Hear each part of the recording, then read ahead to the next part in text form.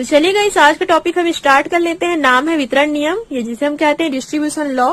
यहाँ पे हम नल्स डिस्ट्रीब्यूशन लॉ के बारे में जानेंगे, लिमिटेशन क्या है और इसके कुछ कौन कौन सी न्यूमेरिकल है, वो सब चीज हम जो है वो आज के वीडियो में देखेंगे। एग्जाम के पॉइंट ऑफ व्यू से मोस्ट इंपोर्टेंट क्वेश्चन है। इससे रिलेटेड काफी सारे क्वेश्चन जो है वो हर साल एग्जाम में डिस्ट्रीब्यूशन लॉ जो है वो पूछे ही जाते हैं, तो चेक कीजिएगा। डिस्ट्रीब्यूशन लॉ को मैं आप लोगों को 2 से 3 पार्ट में बताऊंगी, क्योंकि पहले पार्ट में मतलब एक ही वीडियो में कंप्लीट नहीं हो पाएगा, थोड़ा सा लेंथी टॉपिक है, इसलिए हम जो है वो इसे अलग अलग पार्ट में जो है वो समझेंगे। आज के पार्ट में मैं आप लोगों को ये बताऊंगी कि what is distribution law and इसका जो है वो लिमिटेशन पढ़ेंगे, सीमाएं, और इनका जो है वो न्यूमेरिकल भी हम जो है वो देखेंगे। क्लियर हुआ आपको? तो चलिए स्टार्ट करते हैं डिस्ट्रीब्यूशन लॉ। यहाँ पे मैं आप लोगों को नोट्स तो दूंगी ही, बट सबसे पहले हम इसके बारे में और भी कुछ चीजें जो है वो डायग्राम के हेल्प से समझते हैं, देन उसके बाद आप नोट्स को जो है वो आसानी से समझ जाओगे। डिस्ट्रीब्यूशन लॉ को समझने के लिए आपको जो है वो एक कंटेनर लेना है। उस कंटेनर में आपको जो है वो वाटर लेना है और आपको कार्बन सल्फाइड भी लेना है और दोनों को आपस में मिक्स करना है। क्लियर हुआ? क्या कहा मैंने? आपको एक कंटेनर लेना है, उसमें आप लोगों ने पानी मिलाया और कार्बन सल्फाइड भी मिलाया, वाटर H2O मिलाया आपने और CH2 मिलाया। CH2 मतलब होता है कार्बन सल्फाइड। आप लोगों ने दोनों को मिला करके मिक्स किया। जैसे ही आप लोगों ने इसे मिक्स किया, आप लोगों ने देखा कि ये दोनों आपस में मिक्स नहीं हो रहा है, मीन्स ये दोनों जो है वो अमिश्रणीय लिक्विड जो है वो कहलाते हैं। मीन्स ये ऐसे लिक्विड है, अगर इन दोनों लिक्विड को हम आपस में मिलाते हैं तो ये आपस में जो है वो नहीं मिलते हैं, इसलिए हम इसे अमिश्रणीय कहते हैं। कुछ लिक्विड ऐसे होते हैं जिसको घोलने पे आपस में जो है वो मिल जाते हैं, ऐसा होता है, लेकिन ये ऐसे लिक्विड है जिसको अगर हम दोनों को आपस में घोलते हैं तो वो मिलता नहीं है, इसलिए हम इसे इमिसिबल कहते हैं। क्लियर हुआ? तो अब ये आपस में नहीं मिल रहा है तो क्या होगा, ये जो है वो 2 लेयर बना लेते हैं। 2 लेयर आपको इसमें देखने को मिलेंगे। जब आप वाटर में CH2 मिलाते हो, आराम से आपको 2 लेयर जो है वो देखने को मिल जाएगा।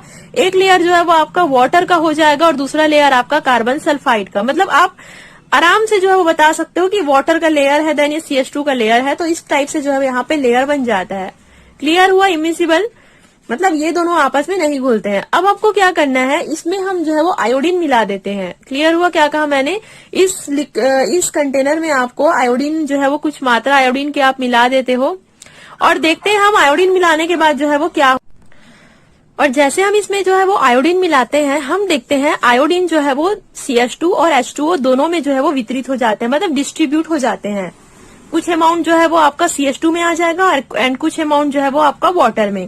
कहने का मतलब है कि जैसे हम इसमें आयोडीन मिलाते हैं, आयोडीन जो है वो दोनों लिक्विड में जो है वो डिस्ट्रीब्यूट हो जाती है और उसके बाद जो है वो यहाँ पे इक्विलिब्रियम स्टार्ट हो जाता है। मतलब यहाँ पे जैसे ही हम आयोडीन को डालें, दोनों में वितरित हुआ, डिस्ट्रीब्यूट हुआ। CH2 में भी, CH2 लेयर में भी आपको आयोडीन मिलेगा, H2O लेयर में भी आपको आयोडीन मिलेगा।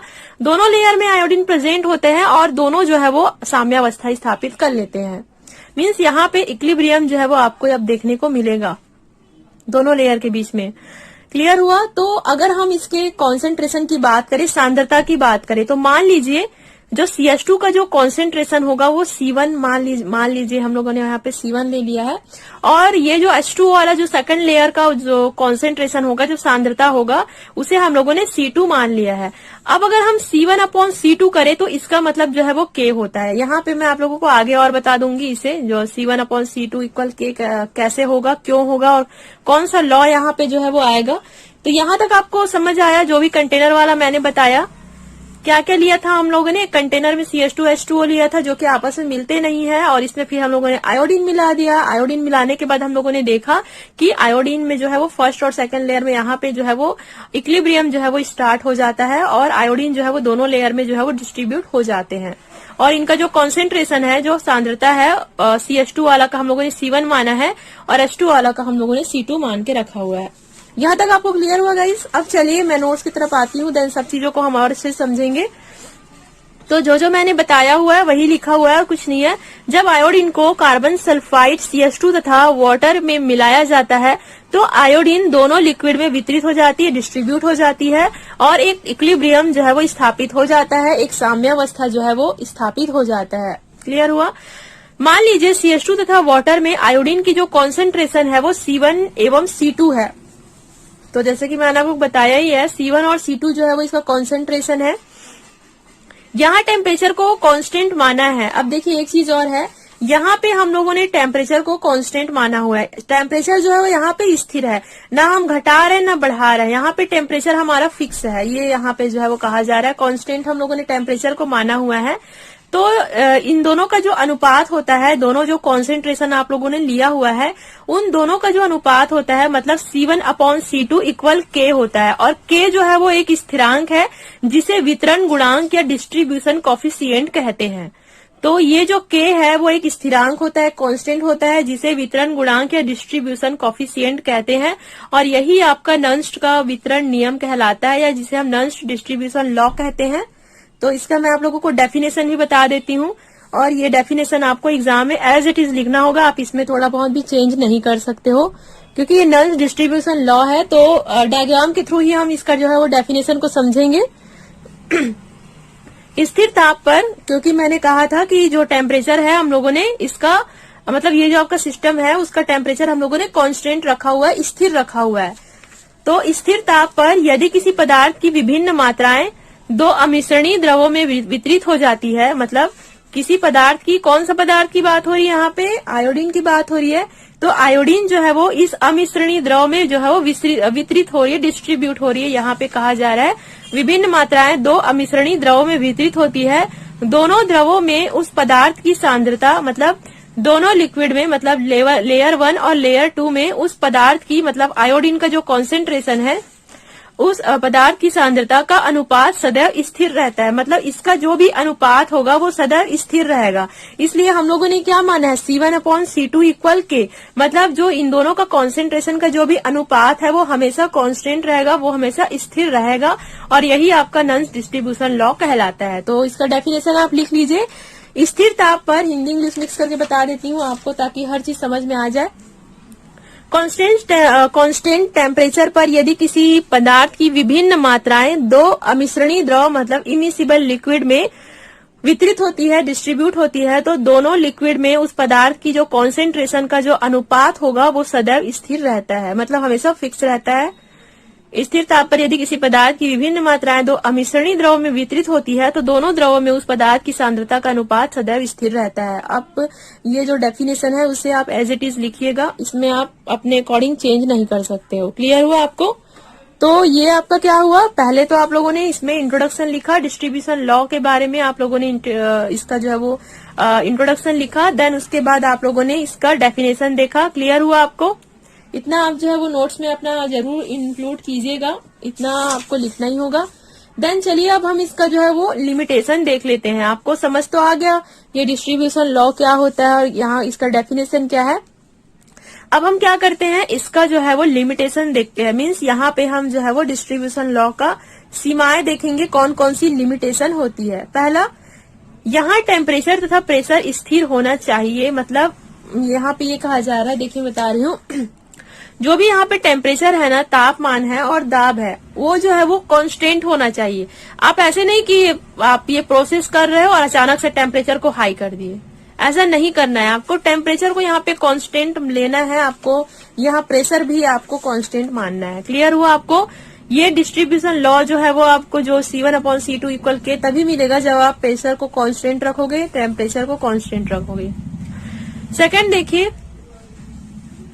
यह नियम केवल इक्विलिब्रियम स्थापित हो जाने पर ही लागू किया जा सकता है। तो ये जो आपका रूल है, लॉ है, जब तक आपका ये इक्विलिब्रियम स्थापित नहीं हो जाएगा, जब तक साम्यावस्था आपका स्थापित नहीं हो जाएगा, तब तक आप जो है वो इस लॉ, मतलब ये जो है वो लागू नहीं किया जा सकता है।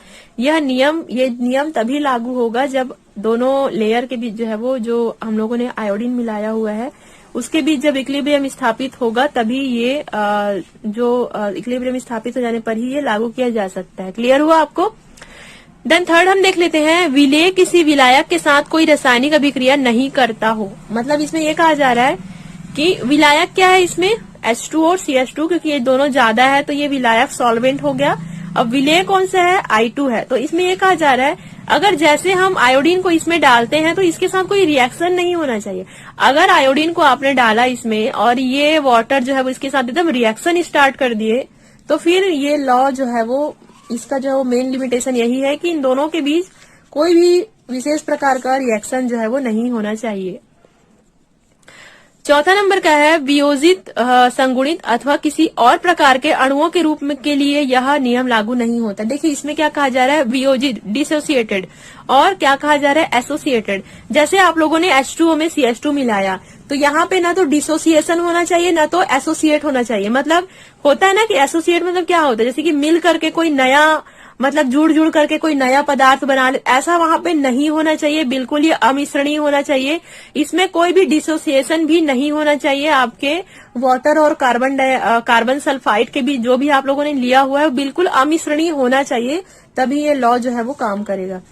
पांचवा, दोनों लिक्विड आपस में घुलनशील नहीं होना चाहिए। देखिए आपस में दोनों लिक्विड जो है वो घुलनशील नहीं होना चाहिए, बिल्कुल इमिसिबल होना चाहिए, अमिश्रणीय होना चाहिए, तथा विलय की उपस्थिति उनकी आपसी घुलनशीलता को प्रभावित नहीं करनी चाहिए। मतलब इसमें यह कहा जा रहा है अगर आप लोगों ने इसमें आयोडीन मिलाया तो ऐसा ना हो कि जैसे आप लोगों ने कुछ मिलाया और फिर ये आपस में घुलना चालू कर दिए, ऐसा नहीं होना चाहिए। ये सब जो है वो आपके डिस्ट्रीब्यूशन लॉ का लिमिटेशन है। एटलीस्ट 5 लिमिटेशन आप लोगों को लिखना होगा और इसे आप जो है वो स्क्रीनशॉट ले लीजिए। ये तो हुआ आपका लिमिटेशन डिस्ट्रीब्यूशन लॉ का। अब हम जो है वो इससे रिलेटेड कुछ जो है वो न्यूमेरिकल देख लेते हैं। न्यूमेरिकल बताना इसलिए मुझे जरूरी है ताकि ये जो C1/C2 इक्वल K है ना, उसे आप समझ सको कि आपको इसे कहाँ पे यूटिलाइज करना है, इसका आखिर यूज क्या है, इसे आप कैसे इसका जो है वो यूटिलाइज कर सकते हो। तो अगर आपको कोई भी क्वेश्चन पूछ दिया जाता है, बाय द वे आयोडीन का कार्बन, मान लीजिए आयोडीन का कार्बन टेट्राक्लोराइड तथा जल में वितरण गुणांक जो है वो 88 है, किसी निश्चित ताप पर 0.35 ग्राम आयोडीन 1 लीटर जल को संतृप्त करता है, समान ताप पर आयोडीन की कार्बन टेट्राक्लोराइड में विलेयता ज्ञात कीजिए। देखिए क्वेश्चन बिल्कुल ऐसा ही है, बस यहाँ पे फर्क ये है CH2 की जगह इन्होंने कार्बन टेट्राक्लोराइड लिया हुआ है, CCl4 यहाँ पे लिया हुआ है, बाकी एज इट इज है। CCl4 यहाँ पे लिया गया है, H2O लिया गया है, अब इसमें हम जो है वो आयोडीन को मिला रहे हैं।